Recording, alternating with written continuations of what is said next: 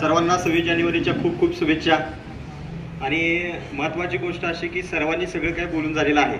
आणि नईम साहेबांनी पण मला सांगितलं की आता 2च मिनिटं बोलायचं आहे. आठ दिलं नाही म्हणतात, आमच्या वेळी आठ काढतात बघा. तर आमचा प्रॉब्लेम असा होतो की बोलायला उभं गेलं की मान्यवर पाठीमागची जी आमची सगळी लोक असतात त्यांनी सगळंच बोलून टाकलेलं असतं. त्यामुळे इथं आल्यानंतर बोलायचं काय हा प्रॉब्लेम होतो. कारण की आम्ही जे बोलणार असतो ते कुणाच्या तरी कुणाच तरी तोंडून पुढे आल्यानंतर येतंय. त्यामुळे आमचा प्रॉब्लेम होतो की आता गेलोय पुढे तर बोलायचं काय, कारण मी जे बोलणार होतो हे सगळं तिने खाऊन टाकले. आता बोलायचं काय. पण 1-2 मिनिटांमध्ये मी माझं शेअरिंग व्यक्त करतो. पहिल्यांदा सागर साहेबांच्या आई वडिलांसाठी जोरदार टाळ्या वाजवा सगळ्यांनी. त्यांच्या आई वडिलांनी जर त्यांना साथ दिली नसती तर व्यसनमुक्ती केंद्र काय, वृद्धाश्रम काय, हे काहीच निघालं नसतं. त्यामुळे ही 2 जे पिलर आहेत ते फार महत्वाचं आहे. आणखी एक यांच्या घरातला 3रा पिलर महत्वाचा आहे. ऍक्च्युली आई वडिलांनी जरी साथ दिली तर तो 3ऱ्या पिलरनं जर साथ दिली नाही तर कदाचित सागर साहेब मिळमळे असते. आता तो 3रा पिलर कोण तुम्हाला माहित असेल. एक वेळ सागर साहेबांच्या मिसेस साठी जोरदार टाळ्या. कारण की बऱ्याच वेळेला बऱ्याच गोष्टी 3ऱ्या पिलरवर पण अवलंबून असतात. आणि 3रा पिलर घरात असल्यामुळं व्यसनमुक्ती केंद्र आपलं, आणि त्याचबरोबर आता वृद्धाश्रम पण आपलं निघालेलं आहे. आणि आता परत काय म्हणतात साहेब की अनाथ आश्रम पण काढायचा आहे. त्यामुळे परत एकदा 3ऱ्या पिलरला घट ठेवायला तुम्हाला लागते. त्यामुळे जोरदार परत एकदा टाळ्या त्यांच्यासाठी वाजवा.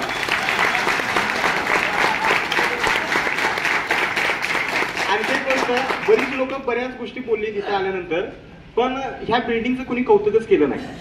आणि ती करणं फार गरजेचं आहे. कारण की बिल्डिंग मध्ये आत येताना तुम्हाला जी सजावट दिसलेली आहे त्या सजावटीचं जर कौतुक आपण केलं नाही तर जिनी ते केलंय अहोरात्र या 2-3 दिवसामध्ये काय लोक अशी होती 1-1 महिनाभर राबली. मग आपण जर त्यांचं कौतुक केलं नाही तर ती म्हणजे आईला झक मारली आणि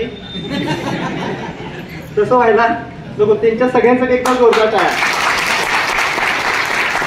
कारण की त्यांनी ते सगळं केलं म्हणून तर आज आपल्याला हे वृद्धाश्रम हॉटेल सारखं दिसायला लागले. ऍक्च्युली वृद्धाश्रम सारखं दिसत नाही. असं वाटायला लागले की सागर साहेब इथंच राहतो आज आम्ही, असं आज वाटायला लागले आम्हाला. कारण की एवढं मॉडिफाय त्यांनी केलेलं आहे. साहेबांनी मला काल सांगितलं की वृद्धाश्रम असा आहे की तिथं गेल्यानंतर यूज वाटत नाही.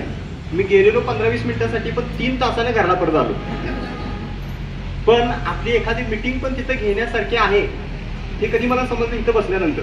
खरंच आपण इथं आपली मीटिंग सुद्धा घेऊ शकतो. एवढ्या सचकतेनं सागर साहेबांनी हे वृद्धाश्रम बनवलेलं आहे.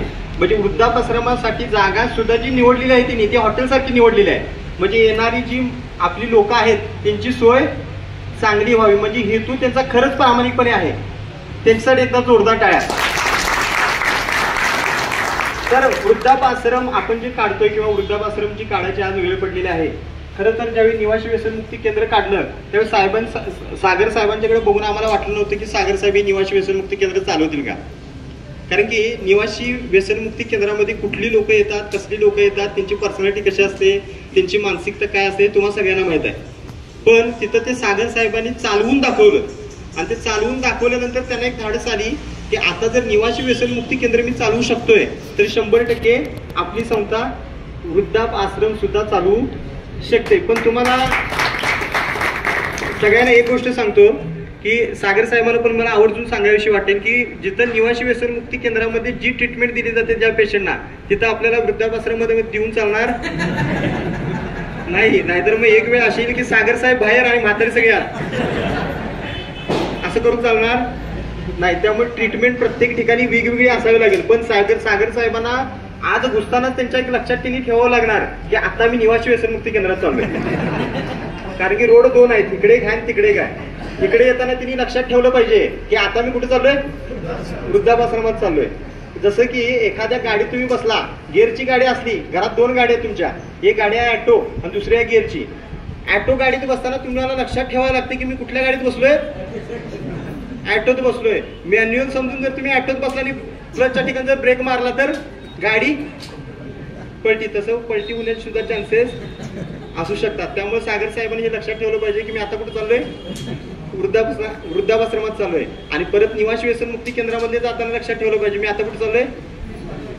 हे का, कारण तिथली लोक वेगळी आहेत आणि इथली लोक वेगळे आहेत. पण वृद्धाश्रम चालू करत असताना एक गोष्ट तुम्हाला सगळ्यांना जाणवली का बघा की जी लोक आज इथे येणार आहेत, कदाचित मला असं वाटतं की तिने त्यांच्या मुलावरती संस्कार करायचे जे काही लक्ष ठेवायचं होतं ते कदाचित कमी केलं असावं, आणि ते कमी केलं आहे म्हणून तर ती लोक आज कुठं आहेत, इथे आहेत. बरीच लोक असे आहेत की असलम सरांनी जसं सांगितलं की त्यांना ते वाटतं की ते ATM मशीन आहेत, त्यांची मुलं कोण वाटतं त्यांना ATM मशीन आहेत असं वाटते त्यांना, आणि त्या ATM मशीन सारखंच ती मुलांच्याकडे बघतात आणि मुलांच्यावरती संस्कार सुद्धा पैशाचेच करतात. त्यांना मानसिकता काय असते किंवा माणुसकी म्हणजे काय असते, आई वडिलांच्या बरोबर कसं राहायचं, रिलेशन मध्ये कसं राहायचंय कधी माहीत नसतं. कदाचित त्या ह्याच्यामुळेच ती लोक आज कुठे येतात, वृद्धाश्रमात येतात. आता ही एक बाजू झाली. दुसरी बाजू पण अशी आहे की काही काही घरामध्ये लोक असे आहेत की त्यांची मुलं चांगली आहेत, सुना चांगल्या आहेत, फॅमिली चांगली आहे, पण त्यांच्यातच फॉल्ट आहे. हे असं का असू शकतं, जनरेशन गॅप. कुठला गॅप, जनरेशन गॅप. मग तुम्हाला एक गोष्ट लक्षात ठेवणं गरजेचं आहे की त्यांचं वय आणि आपलं वय त्याच्यात जरासा फरक आहे. त्यांच्या काळी तिने कदाचित कोंड्याची भाकरी खाली असेल, पण आता लोक काय मागतात, रोटी द्या मला, आठवड्यात एकदा तरी मला हॉटेलला जायला लागतंय. मग हे जनरेशन गॅप आहे. मग ती काय म्हणतात, पैसे आले तर कसं खावा, सबुरीनं खावा, पण ह्यांचं मत काय नाही, ते ठेवायलाच पाहिजे. मग अशी जर मानसिकता असेल तर त्या मानसिकतेतनं त्यांचं काउन्सिलिंग करणं गरजेचं आहे. त्यांना वेगवेगळ्या अशा ट्रेनिंगला बसवणं गरजेचं आहे. कदाचित ह्या वेगवेगळ्या ट्रेनिंगला बसवल्यानंतर, काउन्सिलिंग केल्यानंतर त्यांची मानसिकता काय होईल, डेव्हलप होईल. आणि डेव्हलप झाल्यामुळे त्या दोघांचे, घरातल्या लोकांचे विचार मॅच होतील. विचार मॅच न झाल्यामुळं घरात चांगली ट्रीटमेंट असून देखील काही काही लोक बाहेर पडतात. कशामुळे, विचारांची कमतरता कुठेतरी आहे. आणि त्याच्यावरती सुद्धा आपल्या वृद्धाश्रमामध्ये भविष्यात जाऊन काउन्सिलिंग आपण करणार आहोत. आणि ते नुसतं वृद्धाश्रम काढलेलं आहे आपण, आणि वृद्धाश्रमामध्ये ती लोक आपण ठेवणार नाही आहे. ज्यावेळी निवासी व्यसनमुक्ती केंद्रामध्ये एखादा व्यक्ती आम्ही सोडून जसा देतो, तशी ती लोकांच्या घरातला जर काही प्रॉब्लेम असेल तर इथं आणून त्या लोकांना आम्ही काउन्सिलिंग सुद्धा प्रयत्न करणार आहे, जेणेकरून ह्यांच्या घरातले जे आई वडील आहेत ते गुन्ह्या गोविंदानं त्यांच्या घरात राहावे, ह्याची सुद्धा ट्रीटमेंट आपण भविष्यात जाऊन करणार आहे. आणि त्याच्यासाठी सागर साहेबांनी ज्या काही ट्रीटमेंट देणार आहे ते भविष्यात तुम्हाला सगळ्यांना कळतील की कुठल्या पद्धतीची ट्रीटमेंट असणार आहे, तिथं काम कसं आपण करतोय, आणि हे करत असताना त्या लोकांच्या वरती कशी ट्रीटमेंट केली जाते, या सगळ्या गोष्टीचं जे काही डिटेल्स आहेत ते सागर साहेबांच्या माध्यमातून तुम्हाला वेळच्या वेळी मिळत जातील. पण वृद्धाश्रमामध्ये एखादा व्यक्ती ऍडमिट करत असताना असलम सरांनी जसं तुम्हाला सांगितलं, पूर्ण घरात सगळी सचकता आहे, घरात सगळं चांगलं चाललेलं आहे, आणि परत तुम्ही त्या व्यक्तीला वृद्धाश्रमामध्ये आणलाय, असा व्यक्ती चालणार नाही. मग वृद्धाश्रमामध्ये कोण आणायचा आहे, हा, मग त्याची डिटेल्स काढा. बरीच लोक असे आहेत की साहेब ह्यांच्या घरात कोण नाही आहे, ह्यांचा असा असा आहे, आणि डायरेक्ट त्याला तुम्ही ऍडमिट केलाय, तसं चालणार नाही. त्याची कायदेशीर कागदपत्रांची जी काही प्रोसिजर आहे ते सागर साहेब तुम्हाला सांगतील. त्या पद्धतीने तुम्ही केली की तरच तो व्यक्ती आपल्या या केंद्रामध्ये येऊ शकतो. ती बाकीची प्रोसिजर काय आहे, कशा आहे, हे भविष्यात तुम्हाला सगळ्यांना कळेल. पण हे वृद्धाश्रम चालण्यासाठी तुमच्या सगळ्यांचा सुद्धा हातभार लागणं इथं गरजेचं आहे. कारण की निवासी व्यसनमुक्ती केंद्राला आपली फी आहे, वृद्धाश्रमाला इथं आपण फी ठेवलेली नाही. पण तुम्ही सगळ्यांनी जर एक खालीचा वाटा उचलला तर 100% आपलं वृद्धाश्रम कदाचित कोल्हापूर जिल्ह्यातलं 1 नंबर होऊ शकतं. निवासी व्यसनमुक्ती केंद्र काढत असताना निवासी व्यसनमुक्ती केंद्र असं होईल किंवा भविष्यात चांगल्या पद्धतीने चालेल असं आम्हाला माहित नव्हतं. पण त्याच निवासी व्यसनमुक्ती केंद्राची गाथा आता पूर्ण महाराष्ट्रभर पसरलेली आहे. बाहेरची लोक निवासी व्यसनमुक्ती केंद्र बघायला येतात, हे आपल्या सगळ्यांसाठी अभिमानाची गोष्ट आहे. आणि त्याच पद्धतीचं वृद्धाश्रम भविष्यात आपण चालवून दाखवू अशी मी तुम्हाला ग्वाही देतो.